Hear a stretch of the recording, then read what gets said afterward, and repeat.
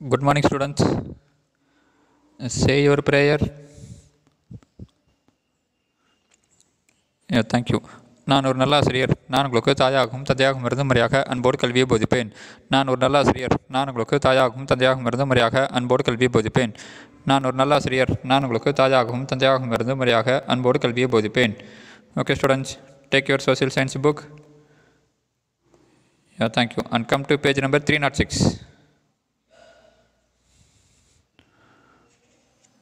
So, economics, second lesson. So, we are discussing about the globalization and trade. In today's class, we will discuss about first the multinational corporation, then the fair trade practices and the World Trade Organization, then finally about impact and the challenges of globalization. So, first multinational corporation, that is multinational company. So, multinational company means a company that operates in several different countries, especially a larger and a powerful one. So multinational means a company that operates in several different countries. So we will discuss about the evolution of MNC, then the growth of MNC, multinational corporation in India, and the reason for the growth of MNCs. And finally, we discuss about the advantages and disadvantages of MNC. Then after discussing MNC, we will move to the fair trade practices and World Trade Organization, so WTO. Then finally about the impact and the challenges of globalization, that is the positive and the negative impact and also the challenges of globalization we will discuss in this class. Okay, so before entering into the lesson, so recall what we discussed in our previous class. So we discussed about globalization. So the definition of globalization. So what is meant by globalization? Globalization is the integration of a country with the world economy. Then we discussed about the history of globalization. Who introduced the term globalization? Professor Theodore Levitt. Then what are the three stages of globalization? Archaic globalization, proto-globalization, then modern globalization. So we have discussed so these three stages of globalization. So archaic globalization, so the trade relationship with the ancient civilizations, so the trade contact between the ancient civilizations. Then up to the Islamic age, it was called as the archaic globalization. Then proto-globalization, so the European traders, so contact with Asian and African countries. Then modern globalization, so the globalization, so the economic development which the world faced from 19th century onwards is called as modern globalization. So we have discussed these things. Then the European traders, so the Europeans, so who came to India for trade? So first the Portuguese, then the Dutch, then the British, then the Danes and the French. So they came to India. So they established the East India Company in their respective countries and came to India and established trading centers at the coastal region in the India. We have discussed their settlements and also their headquarters in India. Then finally we discussed about the globalization in India. So what make the Indian government so to adopt the policy of LPG, that is liberalization, privatization and globalization. So because of the economic problem, so the balance of payment difficulties in the 1990s, so forced the Indian government to change its economic policy. So this policy were further strengthened when India signed the Drunkle Draft in 1984. Then we discussed about the reforms made to adopt globalization, that is the new economic policy in India. So we have discussed the globalization concept in India detailed in our previous class. So today we will move to next topic, so multinational corporation. So come to page number 306. So multinational corporation. So multinational corporation is a corporate organization which owns or controls production of goods or services in at least one country other than its home country. So multinational corporation is a corporate organization which owns or controls the production of goods or services in at least one country other than its home country. So multinational company, so simply we can say so it operates in more than one country. So apart from its home country, it operates, it works in another country also. So that is called as multinational company or multinational corporation. So multinational corporation is a corporate organization which owns, or controls the production of goods or services. So goods and services, so related with the economic terms. So control the production of goods and services in at least one country than its home country. So apart from its home country, it operates in any other country means then that corporation or company is called as a multinational corporation. Evolution of MNC. So how the multinational companies evolved. So which is the first multinational company? The English East India Company, which was established in the year 1600. So like the East India Company, which came to India as a trading company, and then its net throughout the country to become politically dominant. So East India Company, so they came to India as a trading company, but what they did later? So they became politically dominant. So they defeated the rulers of India and captured the country, and they become politically dominant. So like the East India Company, so these multinationals first start their activities in extractive industries. So extractive means so removing or obtaining something. So they obtain some industries or remove some industries or control raw materials in the host countries during the 1920s, and then slowly entered. So like the East India Company, so this multinational company, so first they start their activities in removing or obtaining or extracting the industries of the host countries or control the raw materials in the host countries. So these multinational companies, so they control the raw materials in the host countries during the 1920s. That is after the World War I, so or during the time of World War I, and then slowly entered into the countries. Okay, and then slowly entered into the manufacturing and service sector after 1950s. So initially in the year 1920s, so just they entered into the host country to control the raw materials. So because they need the raw materials for their industries. So they take the raw materials from the host country and then take them to their own country and convert them into usable product. Okay, so but in the 1950s they slowly enter into the manufacturing and service sectors. So most of the MNCs at present belonging to the 4 major exporting countries. So there are number of MNC operating presently. But at present the 4 major countries so have the more number of MNCs. That is USA, UK, France and Germany. So USA, UK, France and Germany. So these 4 countries have more number of MNCs. However, the largest is America. So 11 of the 15 largest multinational are Americans. So 11 of the 15 largest multinational. So there are many multinational companies are there. But among them, so 15 are the biggest one. So 15 are the largest one. Among the 15, so 11 belongs to Americans. Okay, so evolution of MNC, like the East India Company, which came to India as a trading company, and then its net throughout the country to become politically dominant. These multinational companies so start their activities in extractive industries or control raw materials in the host countries during the 1920s, and then they slowly enter into the manufacturing and service sector after 1950. So in the year 1920s they control raw materials in the host countries, but in the 1950s so they began to manufacture the products and also they provide service. So they involve in service sector also. So not only controlling the raw materials, they involve in the manufacturing and also in service sector also. So most of the MNCs at present belonging to the 4 major exporting countries, that is USA, UK, France and Germany. However, the American is the largest one. So because 11 of the 15 largest multinationals are Americans. Then growth of MNC in India. So the growth of MNC in India. A common form of MNC participation in India industry is through entering into cooperation with the Indian industrialists. So how the MNCs entered into India initially?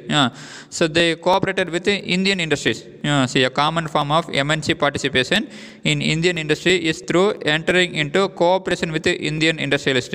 So trends of liberalization in the 1980s gave a substantial spurt to foreign collaboration. Initially, so the MNCs, so the multinational companies entered into India, that is after independence, so they entered into India, so with the collaboration, so making cooperation with the Indian industrialist. So say for example, so you heard about Hero Honda. So Hero is a Indian company, Honda, Japan company. So like that, so the foreign companies, so they collaborate, so they cooperated with the Indian industrialist. So this form In this form only, initially they enter into the country. Yeah. So the trends of liberalization in the 1980s. Yeah. So but during the 1980s, so there was a trend of liberalization. That is, so government so remove some restriction to allow trade for the foreign countries. Yeah. So the trends of liberalization in the 1980s gave a substantial spurt. So substantial means a large in amount. So spurt, increase in effort. Yeah, so large increase in effort. Yeah, so foreign collaborations. Yeah, so because of the change in government economic policy, that is in the 1980s, that is the trend in liberalization, so gave a large support.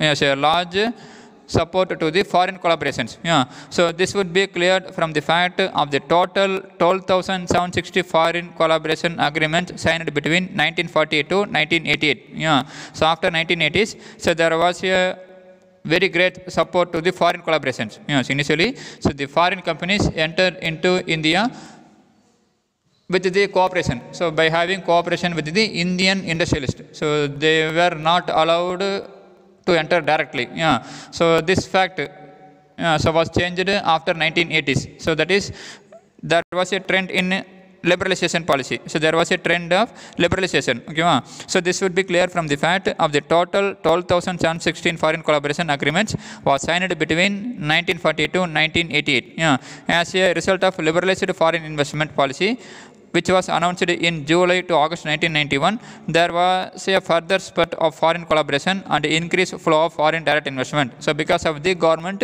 new economic policy, which allowed the foreign investment directly, there was a further change, there was a further growth of foreign collaborations and increased flow of foreign direct investment. So now after 1990s, so the foreign companies so directly began to invest in India. So reasons for the growth of MNC. So what are the factors? So what are the reasons for the growth of MNC?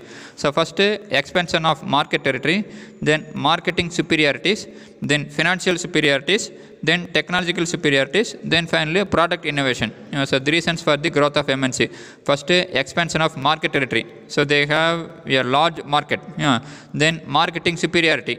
So they enjoy a number of marketing superiority. Then financial superiority. So financially they are strong.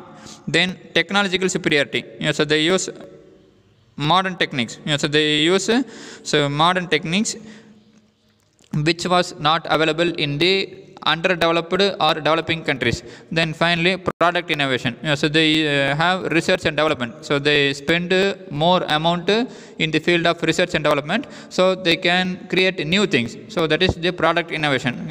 So we will discuss one by one. So the reasons for the growth of MNC. Expansion of market territory. As the operations of large sized company expand, as the operations, as the work of a large sized firm or large sized company expand means it seeks more and more extension of its activities beyond the physical boundaries of the country in which it is incorporate. So as the operation, that is the work of large sized firm expand means it seeks more and more extension of its activities. So the operation of large sized company increase means it seeks more and more extension of its activities beyond the physical boundary of the country in which it operates. So that means if a company produces more number of goods and services, so that goods and services is beyond the need of the native country people, then they want to give their goods and services to other countries also. So thus they break the physical boundary of the country. So the operation of a large sized company expand means it seeks more and more extension of its activities beyond the physical boundary of the country in which it is incorporate. Then marketing superiorities. A multinational firm enjoys a number of marketing superiority over the national firms. A multinational company enjoys a number of marketing superiority over the national company. It enjoys market reputation and faces less difficulty in selling its product. It enjoys market reputation. So reputation means The opinion that people have about what somebody or something is like based on what has happened in the past. So repetition. The opinion that people have about what somebody or something is like based on what has happened in the past. So a multinational company enjoys a number of marketing superiority over the national company. It enjoys market reputation. So market opinion among the people and faces less difficulty in selling its product, and it adopts more effective advertising and sales promotion techniques. So the foreign company uses more effective advertising and sales promotion technique. So they use a large number of techniques to sell their product when compared to the national company. So say for example, so take your mobile. So mostly we are buying the foreign company product only. So like Vivo, Oppo, Apple, like that only. When compared to Indian products, so rarely we are using Indian company products. Why? Because the foreign company product, so they have market reputation and they have more effective advertisement and sales promotion technique when compared to Indian products. Okay, so that is the marketing superiority. So they gave importance to the marketing. Okay, financial superiority. So financial, it has a financial resources and a high level of fund utilization. So since it is a multinational company, so they have strong financial resources and high level of fund utilization. So they can use more amount of money. So for their research and other activities. It has easier access of external capital market. So since they have financial resource, so it was easy for them to access the external capital market. So because of its international reputation, it is able to raise more international resources. So because of its international reputation, so international opinion, so they can able to raise more international resources because of financial superiority. So the multinational company has financial resources and a high level of fund utilization. It has easier access of external capital market. It has easier access of external, that is foreign capital markets. So because of its international reputation, it is able to raise more international resources. Then the technological superiorities. So the main reason why MNCs have been encouraged by the underdeveloped countries to participate in their industrial development is on the account of the technological superiorities which these firms possess as compared to national companies. So the underdeveloped countries, so they encouraged the multinational companies. Why means because of their technological superiority. So they are technologically advanced when compared to the national companies of the underdeveloped countries. Okay, so the main reason why MNCs have been encouraged by the underdeveloped countries to participate in their industrial development means, so because of the technological superiority which these companies, these multinational companies have or possess as compared to the national companies. So when compared to national companies, so these MNCs have more technological superiority. So that's why the underdeveloped countries allow the MNCs to participate in their industrial development. Then product innovations. So innovation means you are introducing new thing. So interest in creating new thing. So that is innovation. So MNCs have research and development engaged in the task of developing new products and superior designs of existing product. So MNCs have research and development. So they have interest in research and development which involved in the task of developing. So which involved in the task, that is aim of developing new products and superior designs of existing product. So MNCs, they try to develop new product or update the existing product. So say for example in mobile, so you are using Android version. So Android, so it start as Android 2.1, then comes 3.1, 4.1, 5, etc. So like that it is going now. So Android is same, but it is getting updated. So that's why. So MNCs have research and development, so which involved in the task of developing new product and they update the product. So and they have superior designs of the existing product. So they gave importance to update the product and to create a new product. So that is the reason for the success of MNCs. So success for the reasons for the growth of MNC were expansion of market territory, then marketing superiority, then financial superiority, then technological superiority, then finally product innovation. These are the reasons for the growth of MNC. Then advantages of MNC. So what are the advantages of MNC? So they produce the same quality of goods at a lower cost and without transaction cost. So MNC produce the same quality of goods at a lower cost. So they produce the same quality of goods at a lower cost and without a transaction cost. Then MNC reduces prices and increases the purchasing power of consumers worldwide.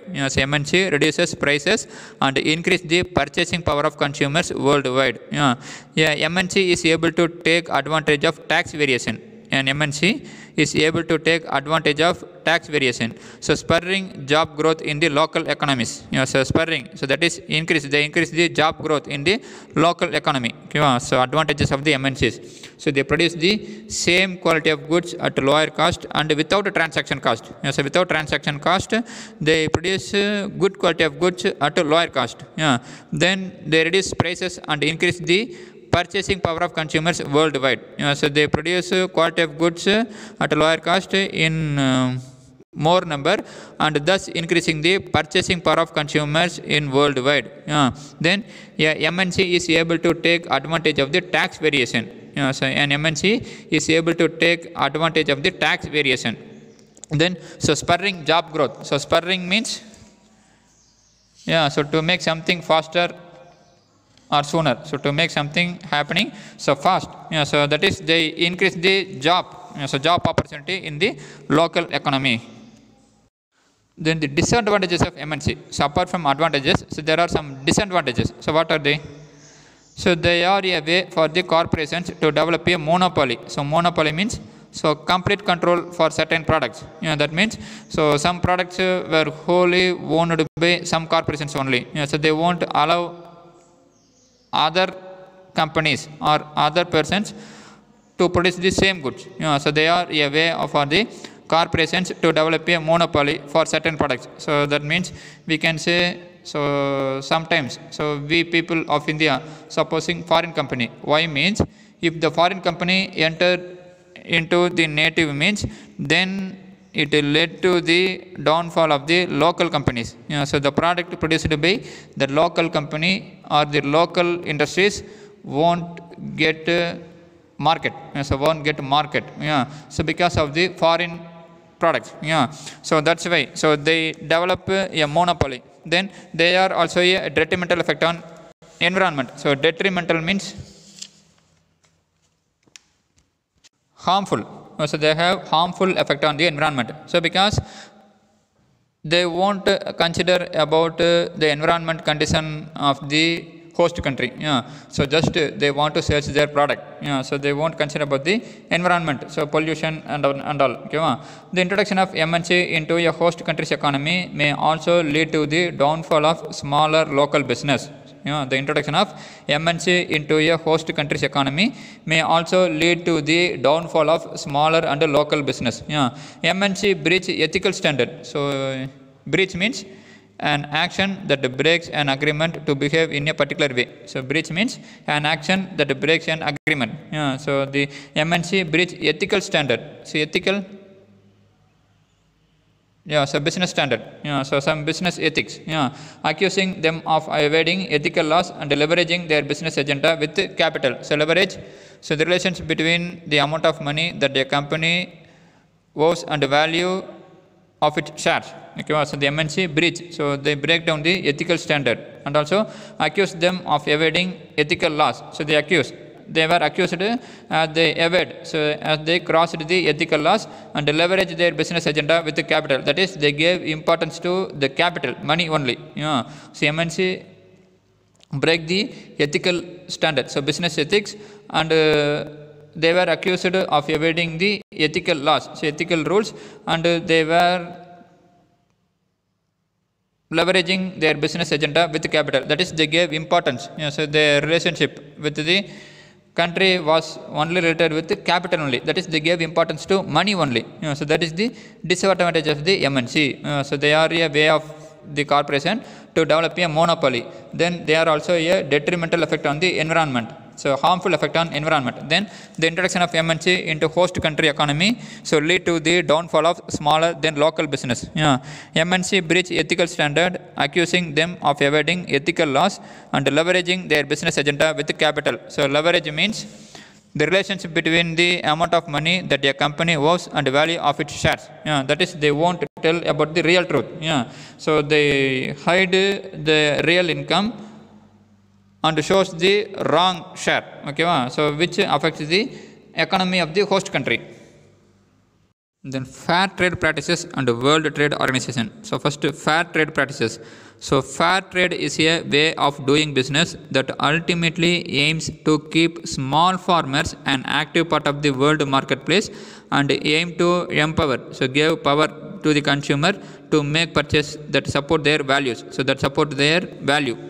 So fair trade is a way of doing business that ultimately aim to keep the small farmers an active part of the world marketplace. So it supports, so it aims to keep the small farmers an active part of the world marketplace, and also it aim to empower consumers to make purchases that support their value, so that support their money value.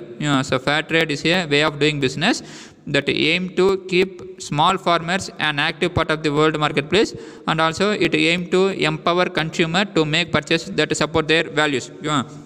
So raising and stabilizing the incomes of small scale farmers, farm workers and artisans. So fair trade practices, so it includes raising and stabilizing, so make stable, so the income of the small scale farmers and also farm workers and artisans. Then more equitably distributing the economic gains, opportunities and risk associated with the production and sales of these goods. So apart from this, so it involves in equally distributing the economic gains and opportunities and the risk associated with the production and the sales of these goods. Then increasing the organizational and commercial capacities of the producer group. So increasing the organizational and commercial capacity of the producer groups. So not only it gave importance to the consumers, but it gave importance to producers also.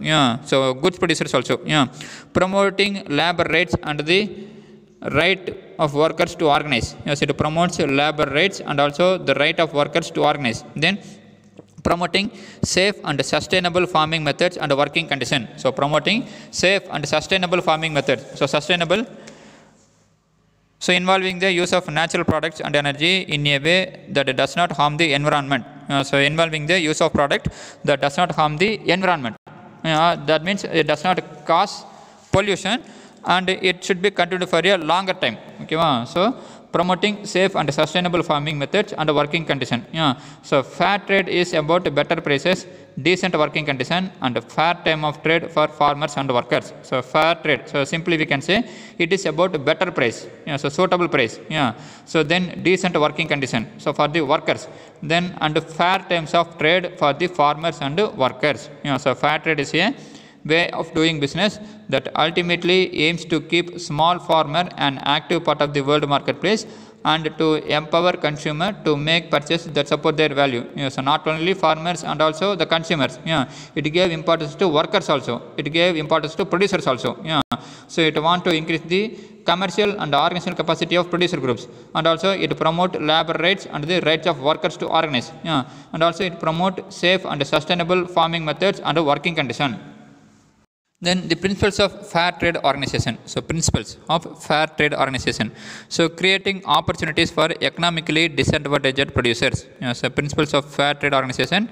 So they want to create opportunities for economically disadvantaged producers. So for economically disadvantaged producers, they want to create opportunities.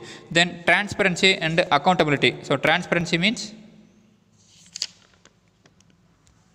so quality of something such as a situation or an argument that make it easy to understand. So transparency. So they want to make the goods and the service transparent. That means, so the quality of something such as situation or an argument that makes it easy to understand. That is, the consumer should easily understand about the goods and services. Then accountability.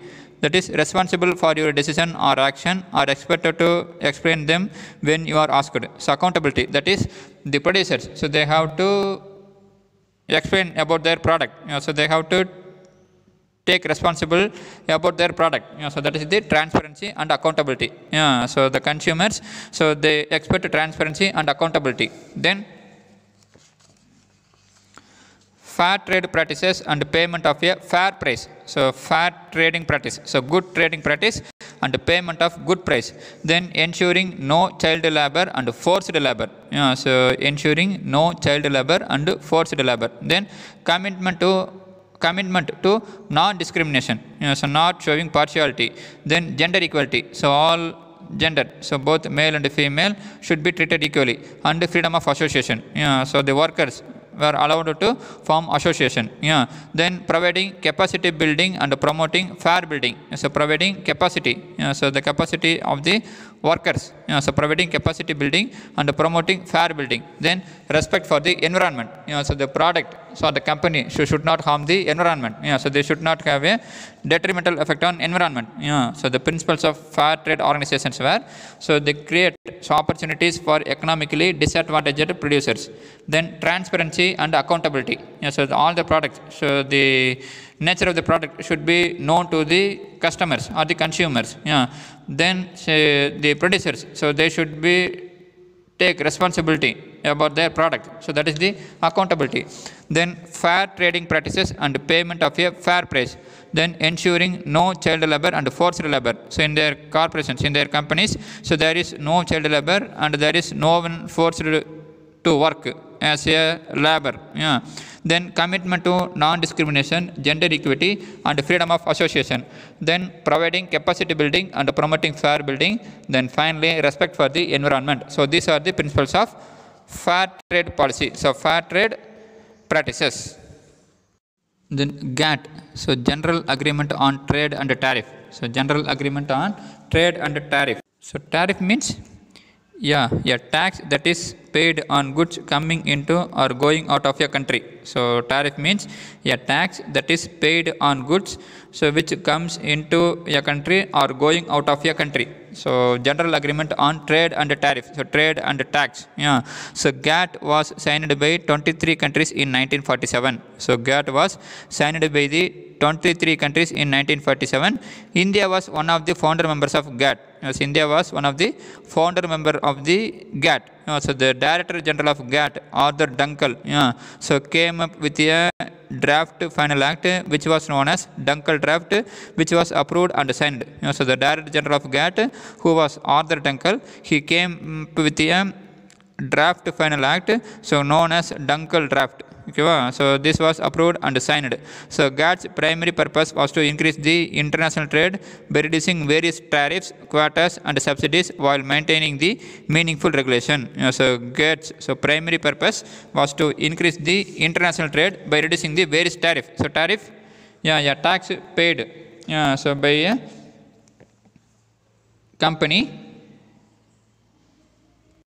on goods coming into or going out of a country. So quota, an amount of something that somebody expects or need to have or achieve. So quota means an amount of something that somebody expects or need to have or achieve. Then subsidies.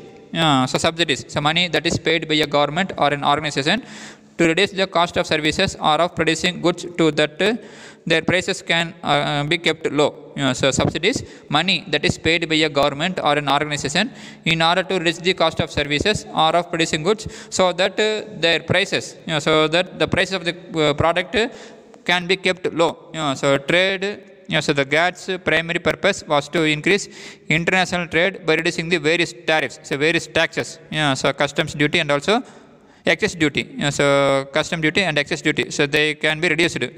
Then quotas, so amount of something, so which we expect, so to produce the goods, and also subsidies, so the amount, so that is paid by a government, so in order to reduce the value of the product in the market, and maintaining the meaningful regulations. So GATT primary purpose was to increase the international trade by reducing various tariffs, quotas and subsidies while maintaining the meaningful regulation. So GATT was signed by 23 countries in 1947. So in order to increase the trade activities between the countries, they tried to reduce the taxes and quotas and subsidies provided by the government along with the meaningful regulations. So by following the meaningful rules, so they reduce the tariff and quotas and subsidies. So in order to increase the trade activities, in order to increase the international trade activities. So there are 8 rounds, so that took place about the GATT, so the General Agreement on Trade and Tariff. So the first conference, so the first round held in Geneva, which is in Switzerland, in the year 1947. Then second in Annecy, that is in France, in 1949. Then third in Torquay, which is in UK, in 1950 to 51. Then fourth, fifth, and sixth again happened in Switzerland, in Geneva, 1956. Then 1960. Then 1964 to 67. Then seventh one that took place in Tokyo in Japan, so 1973 to 1979. Then eighth and final round at Punta del Este, Punta del Este, which is in Uruguay, so which happened in the year 1986 to 1994, which was known as Uruguay round. So GATT have 8 round of talking, so 8 round of negotiations. So the final round was called as Uruguay round, that is the 8th round, so which took place in Punta del Este, which is in Uruguay. The World Trade Organization, so the signing of the final act of the Uruguay round, so the 8th round of GATT by the member nations of GATT in April 1994 paved the way for setting up of the WTO. So the signing of the final act of the Uruguay round, that is the 8th round by the member nations of GATT in April 1994 paved the way for setting up of the WTO. An agreement to this effect was signed by 104 members. An agreement of WTO, an agreement for forming WTO was signed by 104 members. So the WTO agreement came into force from January 1, 1995. So the WTO agreement came into force from January 1, 1995. So the headquarters of WTO, World Trade Organization, is in Geneva, which is in Switzerland. So their purpose is to regulate the international trade. So who were the members of WTO? So there was a Director General, then 4 Deputy Director General, and other 600 official staff from around 80 member countries. So the members of WTO. So there is a Director General of WTO, so World Trade Organization. And apart from the Director General, there are 4 Deputy Director General and other 600 official staff. So who were chosen from? So who were from different countries? So almost 80 member countries. Objectives of WTO. So what were the objectives of WTO, World Trade Organization? To set and enforce rules for international trade. So their objective was to set, so to create and enforce rules, so to create rules for the international trade. Then to provide a forum. So forum means a place where people can exchange opinions and ideas on a particular issue, or a meeting organized for this purpose. So to set and enforce rules for international trade. Then to provide a forum, so to provide an opportunity for negotiating and monitoring further trade liberalization. So to provide a forum, to provide a chance for negotiating, for general talking or agreement, and monitoring and checking further trade liberalization, that is allowing so trade liberalization, so that would encourage the international trade. Then to resolve trade dispute, so resolve to find an acceptable solution to a problem or difficulty, so to find a acceptable solution for the trade problems. Then to ensure that developing countries secure a better share of growth in world trade. So to make sure that the developing countries also have a better share of growth in world trade. Then to increase the transparency of decision making process. To increase the transparency. So transparency, so it is very transparent. So that is the decisions making process should be known to all the member countries. Then introduction of sustainable development and the development environment can go together. So introduction of sustainable development. So sustainable development means so the development which include all section of the people. So all section of the people or all countries should be involved in the development process. So sustainable development means so the development which covers all section of the society. So the development and environment can go together. Then finally to ensure full employment and broad increase in effective demand. So to ensure, so to make sure so full employment and broad, so and a great increase in effective demand. So the objectives of WTO were to set and enforce rules for international trade. So to set and enforce rules for international trade. Then to provide a forum for negotiating and monitoring further trade liberalization. Then to resolve trade dispute, to solve the trade related issues. Then to ensure the developing countries secure a better share of growth in world trade. So that is allowing developing countries also have a better share in the world trade. Then to increase the transparency of decision making process. To increase the transparency of decision making process. Then introduction of sustainable development, and the development and environment can go together. Then finally to ensure full employment and a broad increase in effective demand. Then trade related aspects of intellectual property right. So intellectual means well educated and enjoying activities in which you have to think seriously about things. So intellectual, well educated and enjoying activities in which you have to think seriously about the things. So trade related aspects of intellectual property right. So intellectual property right may be defined as the information with a commercial value. So intellectual property right may be defined as a information with commercial value. See a news, so an idea with a commercial value.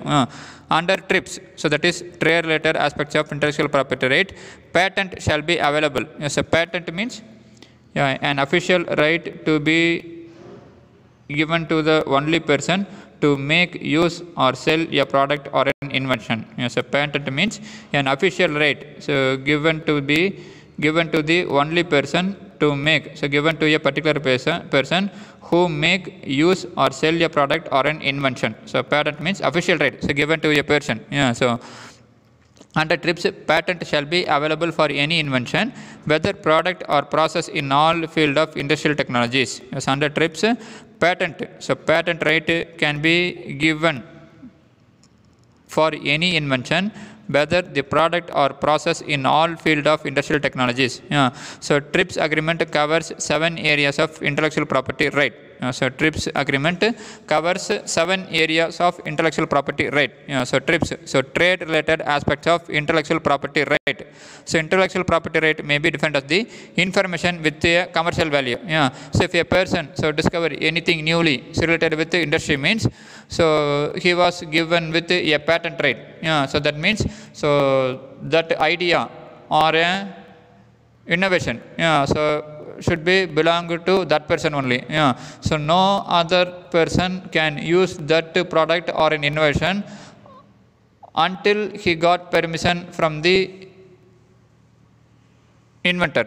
So until he got permission from the person who invented the thing or who created the new idea. Okay, so that is the patent right. So that is the mentioned in the TRIPS. So under TRIPS, patent shall be available for any invention, whether product or process in all field of industrial technologies. So TRIPS agreement covers 7 areas of intellectual property right. Then the last topic, impact and challenges of globalization. So till now we discussed about the multinational corporation. So the evolution of MNC, then the growth of MNC, then reason for the growth of MNC. Then we discussed about the advantages and the disadvantages of MNC. Then we discussed about the fair trade practice, that is the way of doing business that keep small farmers an active part of the world marketplace, and also it empowers the consumers to make purchases that support their values. Then we discussed about the GATT, so General Agreement on Trade and Tariff, then WTO, so World Trade Organization, and the objectives of WTO. Then finally we discussed about TRIPS, that is trade related aspects of intellectual property right. So now the impact and the challenges of globalization. So what are the positive and negative impact and the challenges of globalization? So first, positive impact. A better economy introduces rapid development of the capital market. So globalization, a better economy introduces a fast development, so fast growth in the capital market. Then standard of living has increased. So standard of living in a country has increased. Then globalization rapidly increases better trade so that more people are employed. So globalization rapidly, so it fastly increased the better trade practices so that more people are employed. Introduced new technologies and new scientific research pattern. So MNC, that is the globalization. So it introduced new technology and a new scientific research pattern. Then globalization increasing the GDP of a country. So in the year 1990s, our Indian economy was worst affected. Its GDP value became very low. But after introducing the changing the economic policy or introducing the new economic policy, LPG, our GDP is increasing when compared to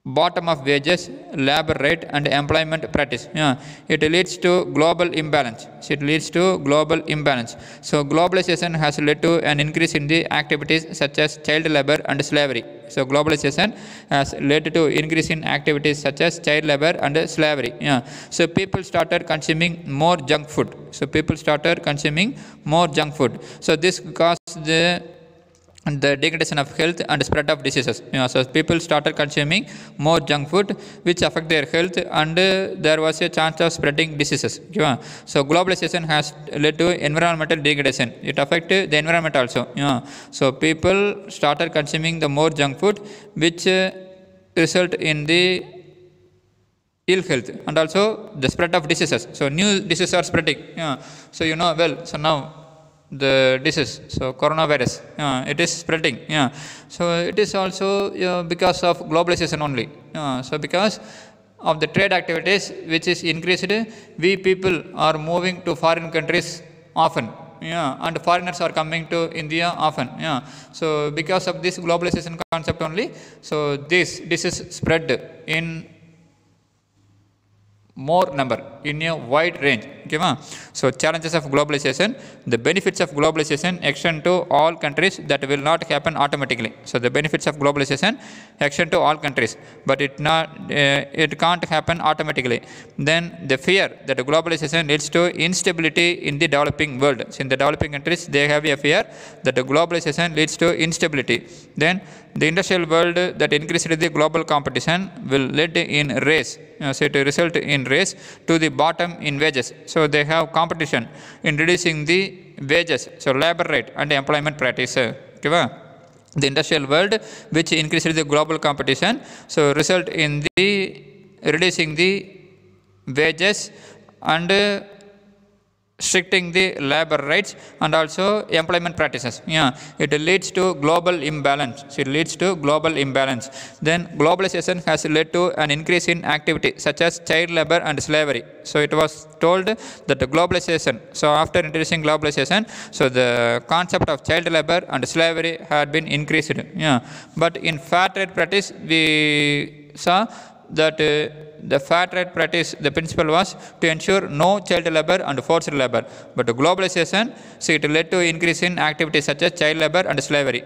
Now people began to consume more junk food. So this caused the degradation of health and spread of disease. Then the globalization has led to environmental degradation. So these were the challenges faced by globalization. Okay students, so we have completed economics, so second lesson, so globalization and trade. So first we discussed about the globalization, so the stages of globalization, and we discussed about the economic policy of India, so after 1990s. Then in today's class we discussed about the multinational corporation, then fair trade practice and World Trade Organization, then finally about impact and challenges of globalization. So if you have any doubt in this lesson, so please contact me. Okay, so take your book. So take page number 306. A textbook reading. So read the heading, the reasons for the growth of MNC. Expansion of market territory, marketing superiority, financial superiority, technological superiority, then product innovation. So this is textbook reading. Then homework. So take page number 310. So 5th question, 6th question, 7th question, 8th question, 4th kilometer. And also third question. You have not yet marked third question, no? Third question. Write a short note on multinational corporation. So take page number 306. So multinational corporation heading. So multinational corporation is a corporate organization which owns or controls production of goods or services in at least one country other than its home country. Answer for third question. Then 5th question, what is fair trade? So take page number 307. See the heading 2.6, fair trade practices and World Trade Organization.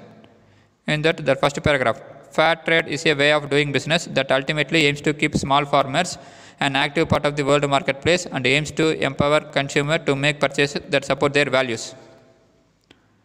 6th, write any two principles of fair trade practices. Page number 307 and 308. So principles of fair trade organization. So how many points are there? 7 point. You have to write any 2 point. Then 7th, write a short note on TRIPS and TRIMS. So strike out that TRIMS. So they didn't mention about TRIMS. So they just mention about TRIPS only. So TRIPS means trade related aspects of intellectual property right. So page number 308. So just above the heading of impact and the challenges of globalization. So write it fully. So intellectual property right may be defined as a information with a commercial value. Under TRIPS, patents shall be available for any invention, whether product or process in all field of industrial technology. TRIPS agreement covers 7 areas of intellectual property right.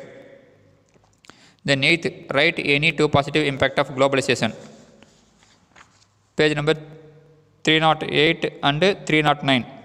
So positive impact of globalization. So here 6 point is there. You have to write any 2 point. So mark it and write any 2 question as your homework. So read all the questions, but write any 2 question as your homework. Okay, so thank you students. Have a nice day.